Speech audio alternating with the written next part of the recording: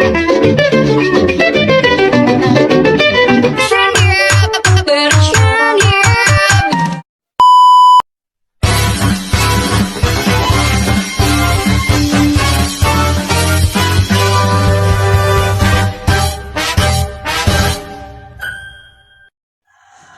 itu kausalitas dalam hukum pidana? Secara singkat, ajaran kausalitas adalah ajaran yang berhubungan dengan usaha untuk menemukan sebab dari timbulnya akibat dalam hukum pidana. Sebab yang dicari adalah suatu perbuatan, ditemukannya sebab, maka dapat ditemukan siapa yang dapat dipersalahkan dan diminta pertanggungjawabannya. Apakah teori kausalitas diperlukan dalam hukum pidana? Tentu kausalitas diperlukan ketika suatu peraturan pidana tidak berbicara tentang perbuatan atau tindak pidananya, namun menekankan pada hubungan antar kesalahan atau ketidaksengajaan dengan akibat. Dengan demikian, sebelum mengulas unsur kesalahan, hakim pertama-tama menetapkan ada tidaknya hubungan kausal antara suatu tindakan dan akibat yang muncul. Teori yang pertama yaitu teori conditio sine qua non. Menurut teori ini, suatu tindakan dapat dikatakan menimbulkan akibat tertentu sepanjang akibat tersebut tidak dapat dilepaskan dari tindakan pertama tersebut. Karena itu, suatu tindakan harus merupakan conditio sine qua non, syarat mutlak, bagi keberadaan sifat tertentu. Semua syarat harus dipandang setara. Contoh kasusnya yaitu seorang majikan yang menyuruh pembantunya untuk keluar membeli sesuatu pada saat hujan dan adanya petir, maka majikannya menyuruh pembantunya membeli sesuatu ke warung agar disambar petir, atau orang yang tidak memasang penangkal petir di sekitar jalan yang dilalui pembantu, atau orang lain yang memberi ide kepada majikan tentang adanya cara untuk membuat orang mati karena disambar petir tanpa tahu adanya masalah antara majikan dan pembantunya pun dapat dianggap sebagai penyebab kematian pembantu tersebut. Beberapa ahli menyatakan teori ini tidak mungkin digunakan dalam menentukan pertanggungjawaban pidana karena terlalu luas. Nah, teori yang kedua yaitu teori generalisasi dari Traeger.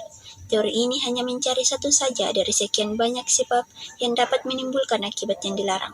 Termasuk dalam teori ini adalah teori adekuat, yakni musabab dari suatu kejadian adalah tindakan yang dalam keadaan normal dapat menimbulkan akibat atau kejadian yang dilarang.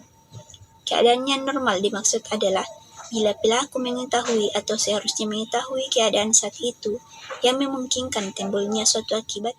Harus diselidiki dulu apakah majikan memiliki pengetahuan bahwa jika keadaan hujan dan terdapat petir, maka besar kemungkinan orang berjalan di bawah hujan dapat tersambar petir.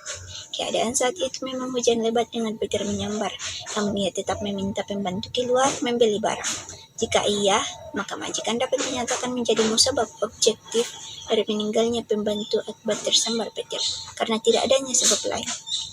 Memang kelalaian pembantu yang melewati jalan di bawah guyuran hujan dengan menggunakan seluler yang kemudian memancing sambaran petir. Kelalaian pembantu sendiri yang menjadi musabab dirinya tersambar petir. Adanya kelalaian orang di sekitar jalan yang seharusnya memasang penangkal petir di bangunannya, namun tidak dilakukan. Hal ini merupakan penyebab utama kematian pembantu tersambar petir ketika melewati bangunannya. Dalam teori ini terdapat 3 musabab. Harus dicari perbuatan mana yang paling dekat dengan akibat tersambar petirnya pembantu tersebut. Nah, teori ketiga yaitu teori individualisasi atau pengujian kausa proxima. Dalam ajaran kausa proxima, sebab adalah syarat yang paling dekat dan tidak dapat dilepaskan dari akibat. Peristiwa pidana dilihat secara inkonkreto atau post factum. Di sini hal yang khusus diatur menurut pandangan individual, yaitu hanya ada satu syarat sebagai musabab timbulnya akibat. Dalam tataran praktik harus dilihat pembuktiannya. Apakah dalam pembuktian forensik terbukti kematian memang akibat dari tersambar petir dan petir terpercik karena apa? Akhirnya ditemukan sebab yang paling dekat dan tidak dapat dilepaskan dari adanya sambaran petir tersebut. Sekian dari saya. Wabillahi taufiq wal hidayah. Wassalamualaikum warahmatullahi wabarakatuh.